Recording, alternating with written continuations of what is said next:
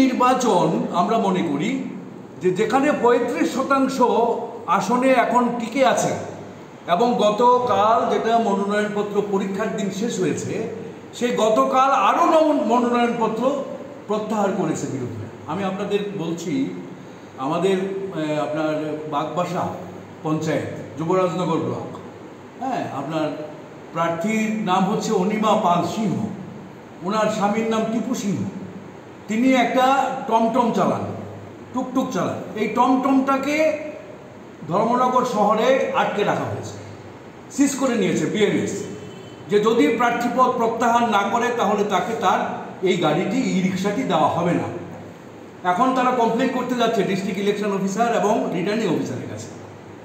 তো এই যেখানে অবস্থা, আজকে যারা 30-35% প্রার্থী আছে তারা বাড়িঘরে থাকতে পারছে না, তাদের কোনো নিরাপত্তা নেই। রাজ্যের উচ্চ আদালত, মাননীয় আদালত ডিজিপিকে নির্দেশ দিয়েছে যে প্রার্থীদের নিরাপত্তা দিতে হবে। কোথাও প্রার্থীদের কোনো নিরাপত্তা নেই, প্রতিটা বাড়িতে আক্রমণ হচ্ছে।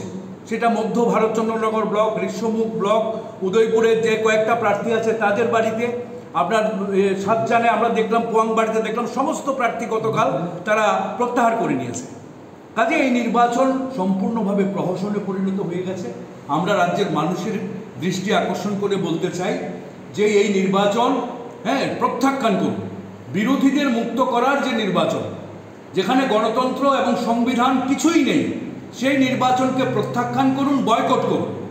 এই নির্বাচন সিপিআইএমের রাজ্য কমিটি সমগ্র রাজ্যবাসীর কাছে আহ্বান রাখছে যে গণতন্ত্র পুনরুদ্ধার না হলে, গণতন্ত্র রক্ষা করতে না পারলে এই নির্বাচন কোনোভাবেই, গ্রামীণ সরকারের এই নির্বাচন কোনোভাবেই বিজেপি করতে দেবে না।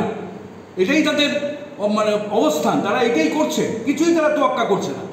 কাজে এই পরিপ্রেক্ষিতে নির্বাচন প্রত্যাখ্যান করার, বয়কট করার কথা আমরা বলছি।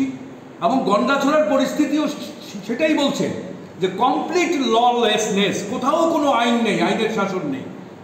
সেই আনন্দ মেলা যেখানে মারামারি হয়েছে, কলেজ পড়ুয়া যুবক যিনি খুন হয়ে গেছেন এই কারণে, এখানে প্রশাসনই দায়ী তার জন্য। এবং তারপরে 12 এবং 13 জুলাই যে ঘটনা গন্ডাছড়াতে ঘটেছে, হ্যাঁ, যেভাবে 150-র উপরে পরিবার, তাদের দোকানপাট, তাদের বাড়িঘর জ্বালিয়ে দেওয়া হয়েছে 5টা গ্রামে, পুলিশের সামনে, প্রশাসনের সামনে। প্রশাসন কোনো ভূমিকা নেয়নি। কাজে এই যে আইনের শাসন সম্পূর্ণভাবে ভেঙে পড়েছে, হ্যাঁ, এই অবস্থায় গতকালকে থেকে বিরোধী দলের নেতৃত্বরা যাওয়ার চেষ্টা করেছেন, বিরোধী দলনেতা যাওয়ার চেষ্টা করেছেন, তাদেরকে আটকে দেওয়া হয়েছে। আগরতলা থেকে চক্রান্ত করে, ষড়যন্ত্র করে আটকে দেওয়া হচ্ছে, বিরোধীরা যেতে পারছে না। এই যেখানে পরিস্থিতি, আমরা বলছি যে গন্ডাছড়ার এই পরিস্থিতিতে জাতি উপজাতি সম্প্রীতির সামনে সবচেয়ে বড় চ্যালেঞ্জ উপস্থাপিত হয়েছে। সাম্প্রদায়িক রাজনীতি আজকে ভারতবর্ষের সামনে, এবং আমাদের শুধু মণিপুর নয়, ত্রিপুরাও আজকে সমানভাবে গন্ডাছড়া এই পরিস্থিতির জন্ম দিয়েছে যে একটা জাতি গত একটা বিভাজনের জায়গার জন্ম দিয়েছে, এবং তার জন্য বিজেপি দায়ী। আজকে বিজেপি আরএসএস এর দলের মধ্যে এই রাজ্যের সমস্ত সাম্প্রদায়িক শক্তি, উগ্র জাতীয়তাবাদী শক্তি তাতে ভিড় করেছে, তাদের মধ্যে আশ্রয় নিয়েছে। এবং তার ফলে, এই রাজনীতির ফলেই কিন্তু আজকে গন্ডাছড়া জ্বলছে। আমরা সিপিআইএমএল জানেন আপনারা, গত 8 লোকসভা নির্বাচনে আমাদের 2জন এমপি জিতেছে বিহার থেকে। আমরা ডিটেল রিপোর্ট পাঠিয়েছি। এবং এবারের এই বাজেট অধিবেশন যেটা গতকাল থেকে শুরু হয়েছে, হ্যাঁ, এই বাজেট অধিবেশনে ত্রিপুরা প্রসঙ্গ উঠবে।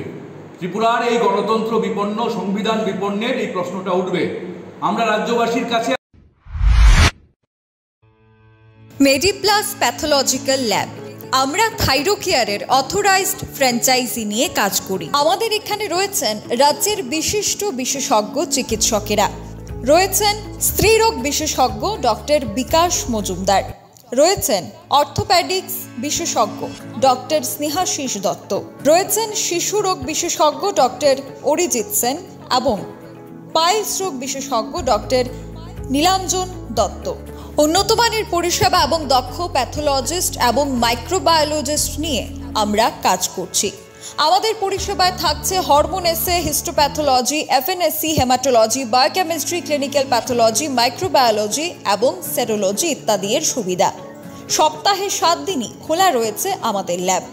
অগ্রিম বুকিংয়ের জন্য যোগাযোগ করুন Mediplus pathological lab, Akhaura road, Ramnagar, Agartala. যোগাযোগ 9774726431 অথবা 94853767